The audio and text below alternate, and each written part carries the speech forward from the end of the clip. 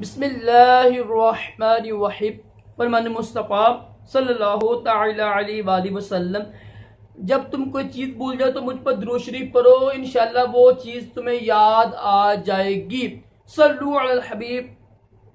ہر نیک اور جائز کام دائیں ہاتھ سے کرنا سنت مبارک ہے۔ ارشد عطاری خوابوں کی تعبیر لے کے پیش خدمت ہے، اور آپ دیکھ رہے ہیں خواب کی حقیقت۔ میں نے نام چینج کیا۔ اب آج ہم خواب سنیں گے، وہ ہے مردہ زندہ ہو کر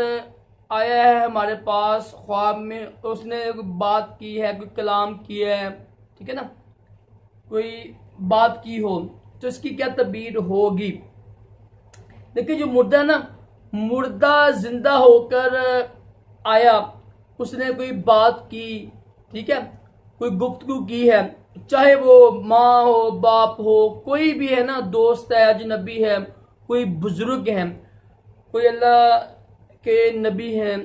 ہمارے پیارے آقا علیہ السلام، کوئی بھی ہے نا، ظاہر ہمارے پیارے آقا علیہ السلام تو زندہ ہیں، حدیث پاک ہے نا کہ جو جتنے بھی نبی ساتھ زندہ ہوتے ہیں، حدیث پاک کے الفاظ ہیں۔ بار کیا جو اللہ کے ولی بھی زندہ ہی ہوتے ہیں، اللہ ان کو محفوظ رکھتا ہے، یہ الگ موضوع ہے۔ بار کیا جو اتنا مردہ، خواب میں دیکھا کہ کسی مردے نے آ کر ہم سے کوئی بات چیت کی ہے، کلام کیا ہے، تو اس کی تعبیر یہ ہوتی ہے جو ہمارے دل کی مراد ہے نا، جو ہمارے دل میں مراد ہے، یا اللہ پاک میری شادی ہو جائے، یا اللہ پاک میرے کاروبار میں برکت ہو جائے، فلاں کام ہو جائے، جو آپ کی دل کی اہم ہے نا، آپ کے دل کی خاص مراد جو ہے، جو بڑی آپ کی یعنی مراد پوری نہیں ہو رہی نا، تو وہ پورا ہونے کی تعبیر ہے، ٹھیک ہے، سمجھ لگی ہوگی۔ دوبارہ سننے، اگر کسی نے خواب میں دیکھا نا کہ کوئی مردہ زندہ ہو کر آ گیا ہے، باپ ہو، بہن ہو، بھائی ہو، ماموں چچو، کوئی بھی ہے نا، اجنبی ہے، کوئی بزرگ ہے، کوئی بھی مردہ ہے، سفید لباس پہنا ہوا ہے، اور آپ کو سمجھ لگ رہی ہے کہ یہ بندہ مردہ ہی ہے، یہاں دیکھیں نا آپ قبرستان گئے ہوئے ہیں، وہاں پر مردہ اٹھ کے آپ سے بات کر رہا ہے نا، کوئی بات کرے، ٹھیک ہے، مقصد یہ بات کرنا صرف، وہ ادھر پیغام جاتا ہے، وہ الگ کی تعبیر ہے اس کی، ٹھیک ہے، صرف بات کی ہے نا اگر اس نے، تو اس کی تعبیر یہ ہوگی جو آپ کے دل ہے نا، جو دل کے یعنی خواہش ہے نا، آپ کی مراد ہے، ایسی مراد ہے نا جو بڑی خاص ہے، شادی ہو جائے، کاروبار میں برکت، بیٹی کی شادی ہو جائے، ٹھیک ہے، اولاد ہو جائے، جو آپ کی خاص اہم جو آپ کے دل میں ہے نا، خواہش ہے نا، مراد ہے آپ کی، انشاءاللہ وہ پوری ہوگی۔ بہت ہی اچھی تعبیر ہے، مبارک تعبیر ہے۔ لوگ بیچارے ایسے پریشان ہوتے رہتے ہیں، اور جو لوگ جاہل لوگ ہوتے ہیں نا، جن کو سمجھ کے خواب کی نا علی بے کا پتہ نہیں ہوتا ہے،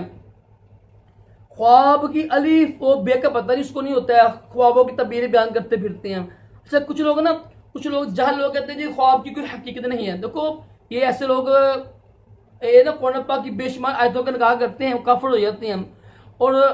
حدیثیں اتنی زیادہ اس کے اوپر حدیثیں ہیں، بلکہ فرمایا کہ جو نبوت ختم ہو گئی ہے نا، اس کے جو ہے اس کا پتہ کتنا حصہ ہے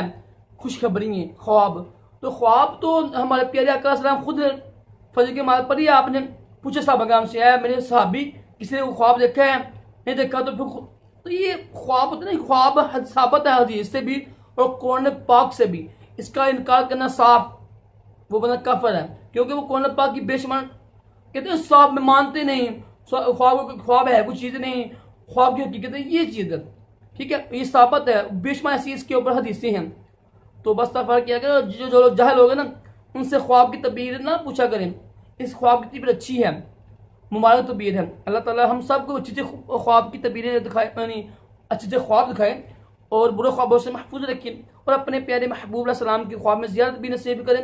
آمین کہا کریں، کیا پتہ کہ کس کی آمین قبول ہو جائے۔ صلو علی الحبیب صلی اللہ تعالی علیہ وسلم۔